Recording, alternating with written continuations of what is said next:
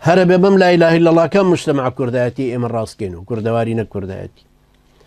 أبيم كومل غير راسكينو بشي بمشي ويكبرين لن ندعو من دونه إلها أما جوان ده ساويل كان نابل واليتي يبقين ولا هاواري غير إخواناكين أما مسلماتا أما بلغنويستي دينك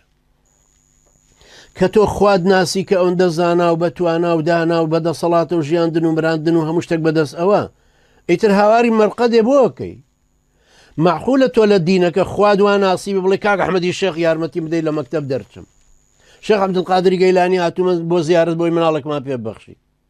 أما أحمقيتية أما قالوري وجيلاتية نزانية جقلوا الشركة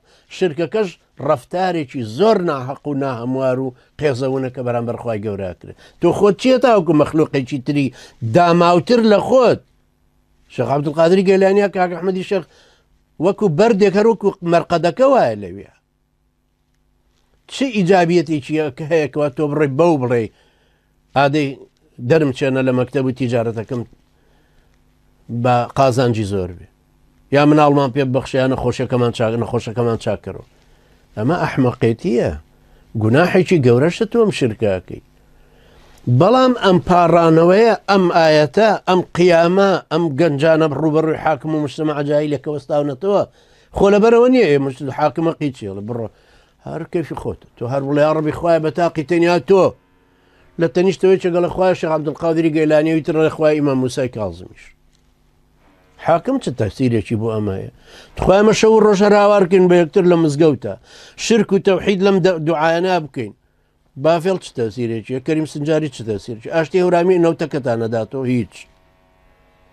حاكم تفسير يجي با هرشي اهلي ازهر هي هرشي اهلي مصر هي هميان لمزقوت هاواركن دعاء بو سيسي جنكن سيسي تأثير يجي لسي هيج تاني على برو بخدها مادام زرري ببزكاني هر بانك بدن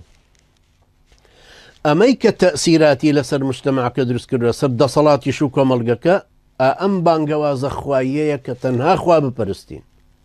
برستني خواي پروردگار وحاكميتي خواي پروردگار قورة رنسي ما عقيدك اگر هر ناسين بيه خو هنده فيلسوفي شي ناس زور العالم أزاناي قورة شي باوريان بخواهي بوجود خواي قورة اما أبو جهلش باوري بخواي قورة لن ندعو من دونه إله منهجي شي ترمان قبولني